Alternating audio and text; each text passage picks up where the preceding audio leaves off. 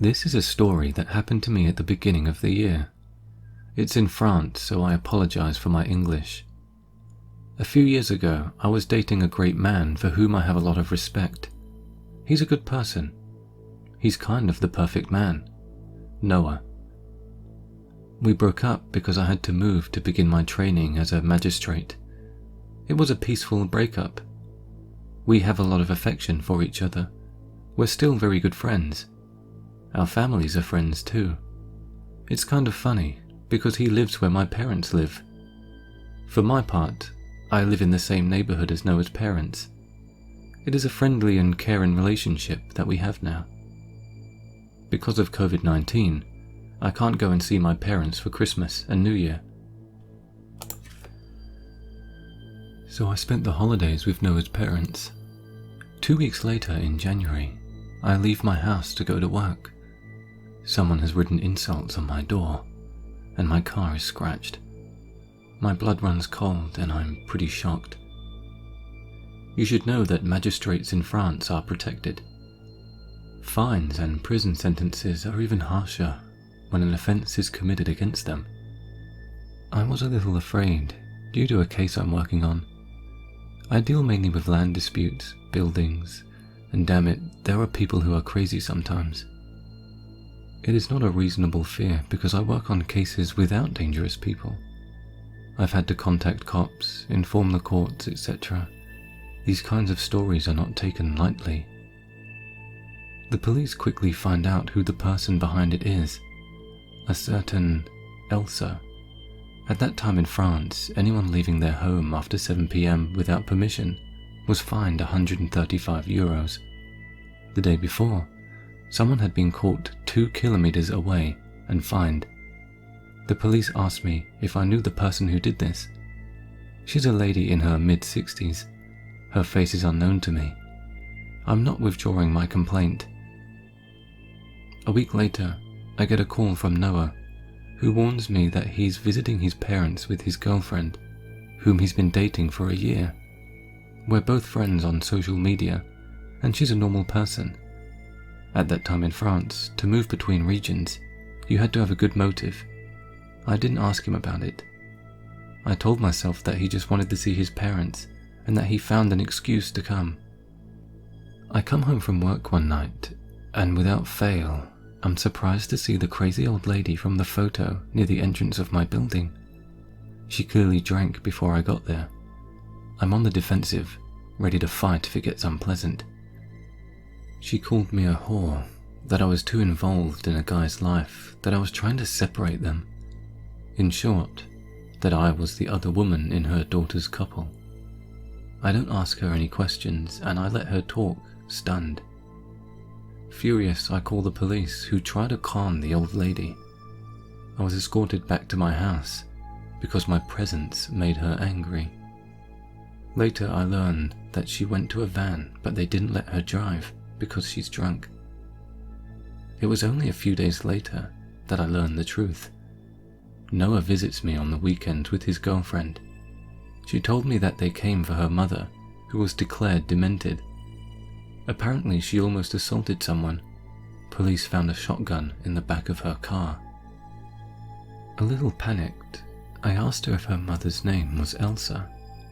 The police and doctors thought she was just crazy, and that she wanted to attack me for no reason. But Noah's girlfriend explained that it was because I had spent Christmas with her boyfriend's parents when she couldn't do it.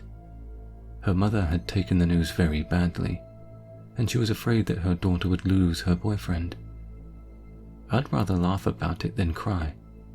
The mother is on treatment. I withdrew my complaint. I think about this story now because I learned that Noah and his girlfriend are expecting a baby. What a funny story.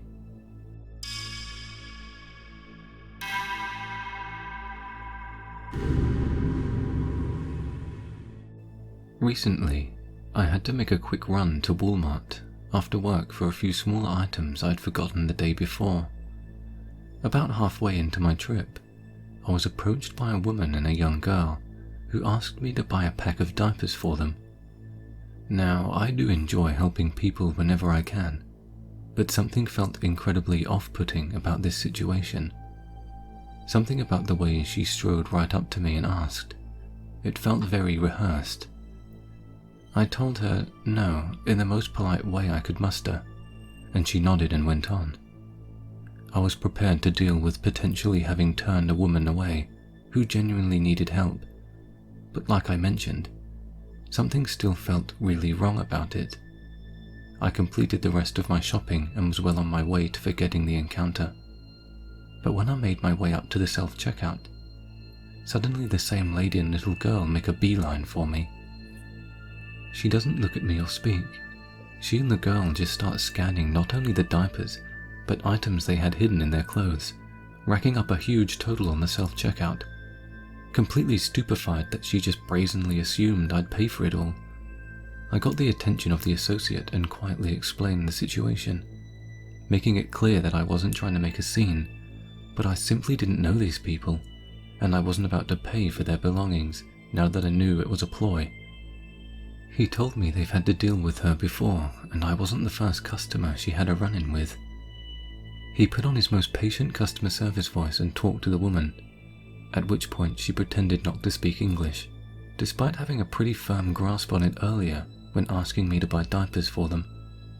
She just kept pointing at me, as if to indicate she and the girl were with me. Thankfully, she wasn't fooling the associate, who by now had not only cleared her items from my checkout, but had placed himself between myself and the woman, still pretending she couldn't understand him, and still adamant that we were together. She was getting louder, and things were escalating now, so I made a point to pay for my belongings and hightail it out of there. I hurried out to the car, closing the door just in time to see the little girl nearly sprinting to catch up with me, the woman not far behind her. Panic set in, and suddenly I was trying to lock the doors, throw my groceries in and buckle up all at once. She was frantically tapping at my windows as I cranked the car, with what I assumed at first was her nail. I wasn't going to look until I caught the sun gleaming off something. I turned to find out she wasn't tapping with her nail, but instead with the tip of a switchblade, making slow, deliberate slicing motions with it. Just about the only thing I could think to do was throw my car into reverse and get the hell out of there. And as I did, she and the girl slowly walked in front of my car, heading back towards the store. As she was walking by, the woman turned and looked at me and gave me what I can only describe as the most sinister smile I've ever seen. Something was just so deeply insidious about the way she gave me that knowing look, a truly diabolical version of the kind of look a mischievous kid gives you when they know they're doing something they're not supposed to. I was shaken but ultimately okay, though I'd be lying if I said I didn't look over my shoulder for a long while.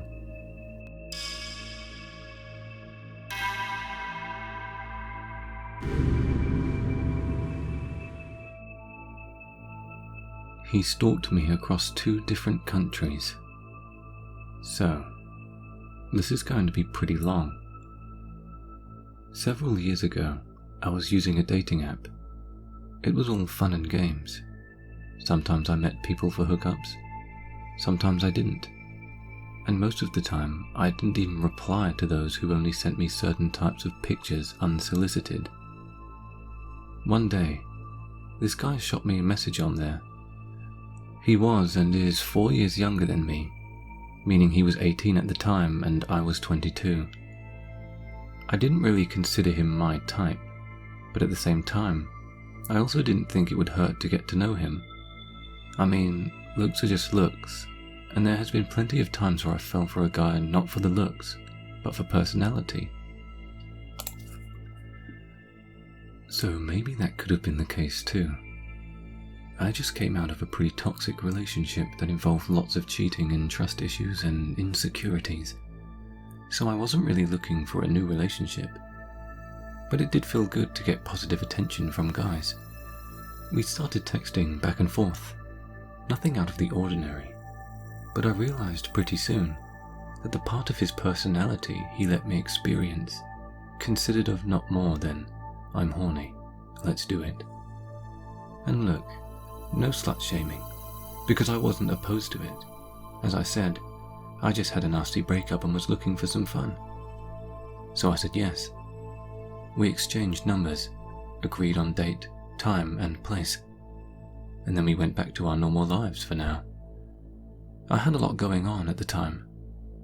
It was only a few months until I moved to a different place, so I already started planning for all of that.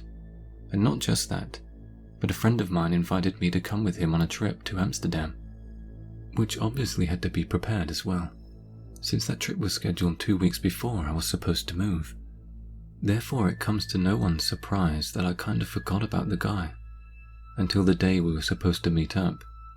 He texted me a few hours earlier if we were still clear. After I scolded myself for forgetting, I told him that we were meeting as planned, even though that would throw my schedule off a little. So, I got ready for the date, and I kid you not even an hour before we were supposed to meet, he cancelled. I mean, not too big of a deal.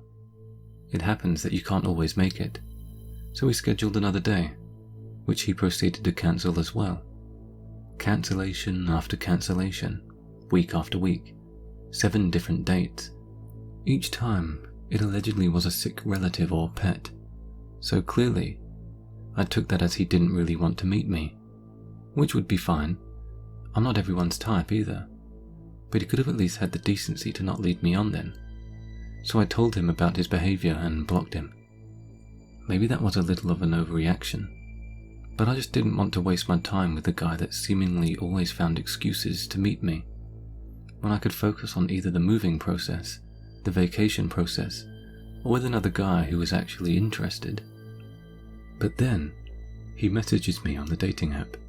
How dare I block him? He wanted to meet me, but I was just an unappreciative bitch. Obviously, after that I blocked him on the app as well. I thought that I'd heard the last of him, so I went on with my days. I already started forgetting him after a few weeks. And then another account messaged me, fake pictures and all, but it didn't take me long to figure out it was him. He basically admitted it in the first place, so another block followed. Another account, another block, day after day. I thought, what even was going on? He didn't want to meet me first, and now he creates new accounts on the daily to contact me. What the hell? So I just had enough and wanted to tell him off again, when he started to apologize for his behavior, that he was in the wrong and that he was willing to meet me if I was willing to still meet him. Trust me, I really wanted to blow him off, but in my mind, if I just met him and be just really bad at sex or something, he'd just never contact me again. Stupid, but hey, it was worth a try. So we scheduled a meeting a few days before I was supposed to leave for the trip to Amsterdam, which I stupidly told him about. And since I didn't have a car, he offered to come to my place. Now, I would never give a stranger from the internet my address, but back then, I did. I mean, he couldn't possibly be a creep, right? So we met. He came into my house. We sat down on my bed, exchanged basic pleasantries, and then he stopped talking altogether. He didn't even look at me. Just to be safe, I wasn't a catfish. I looked exactly like I did in the pictures on the app, only when I asked him something, he would reply with very few words. Until I asked him directly about if we'd hook up or not, then he suddenly started kissing me and, well, I don't have to go into detail. So when he finished, he just sat next to me, staring at the wall, not saying a word. At that point, I was pretty annoyed. I mean, I get being shy and all, but if it's that intense, how did you muster the courage to go on to a hookup? Anyway, after I went to the bathroom to freshen up, I told him my roommates would be back soon, so he jumped up, said goodbye, and left. I got no other messages from him after. Flash forward to my trip to Amsterdam. My friend, let's call him Joe, and I had lots of fun roaming through the streets of Amsterdam day and night, relax in our pretty fancy hotel, and do the usual stuff tourists do. One day we were just walking down a very busy road, very close to the main train station, when suddenly I heard a car honk loudly next to us. The traffic light was on red, so the person wasn't driving. I thought nothing of it and didn't even look until the guy started to call my name. That voice was very familiar, and the face that belonged to it was still in my memory. It was my hookup. When I looked, he smiled widely and called out to me to come over, but when he saw Joe, who at that point asked me who that was, his smile faded. I was dumbstruck, so I didn't say anything. But that wasn't necessary. The traffic light just turned green. People started getting agitated that my hookup wouldn't immediately go, so finally he focused on the road again and drove off. That was a hell of a coincidence, right? That he would be in Amsterdam at the same time. But why wouldn't he say so when I told him my plans? If he didn't want me to know, why call out to me in the middle of a busy road? I didn't allow my mind to think about him intentionally going there to find me. That was impossible. He wasn't interested in me anyway, right? Back at home, my phone starts to blow up. Calls, angry texts, new profiles. Didn't matter that I told him to stop. Didn't matter that I threatened to block him again. He told me that I was a slut for going out with another guy despite being in a relationship with him, that I was just like everyone else, that he deserved better than me. And then, he said that he had just been coming to Amsterdam for me, to surprise me. When I tell you I changed my number and deleted the dating app quicker than I possibly could have dreamt of, I mean I sprinted to my car and drove to the closest shop to get a new number. Not long after, I moved into the new place. I had 2 new roommates that were both in the same college courses as I was in. We got along fine, and the house was pretty big. One of my roommates inherited it from her mum. The moving went smoothly. I didn't get another text. I didn't get any messages on my social media. And he didn't show up to my old place. Eventually, a few months later, I basically forgot again. For more context, the house was in a village. Not even in a small town, but a village. There were no shops, no nothing. Shopping we'd have to do in the next town. That was approximately 4 miles away. My room was on the ground floor.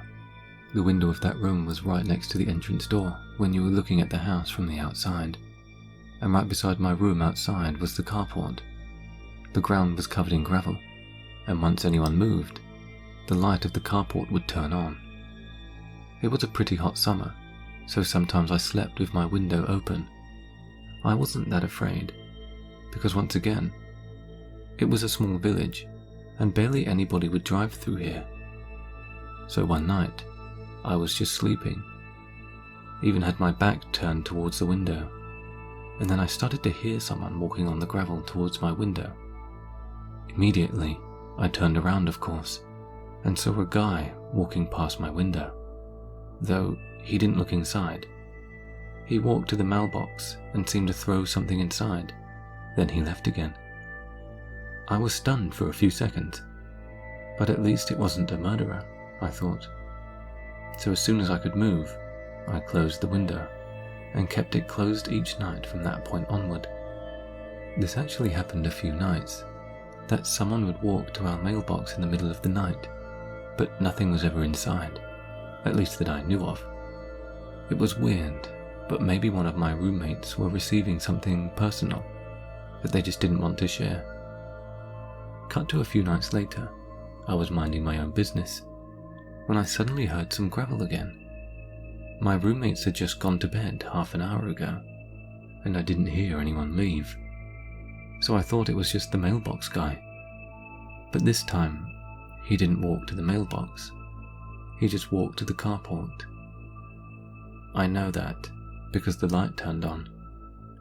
Immediately I texted my roommates about a guy in the carport.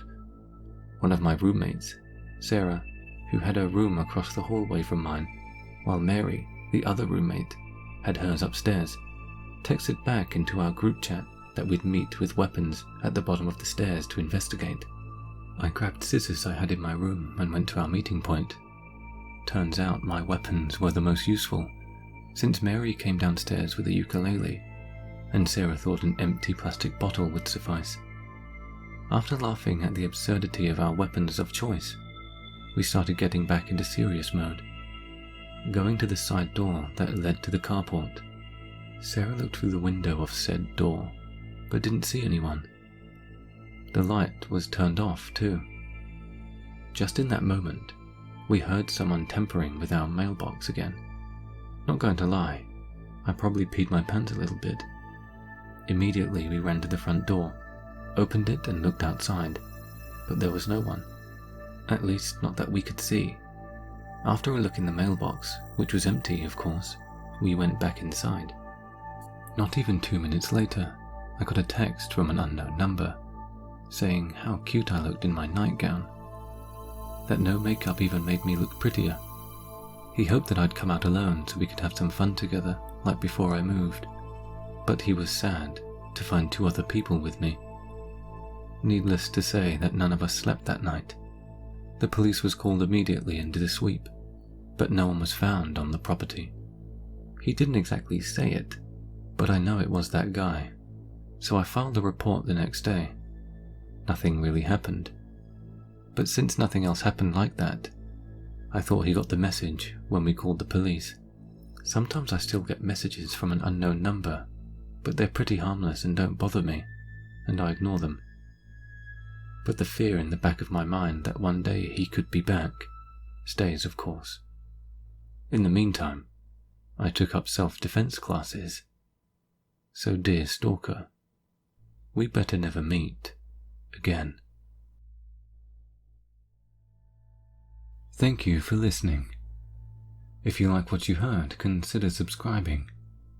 And if you have a story you'd like me to narrate, contact me on Twitter or post it in my subreddit, which are in the description below.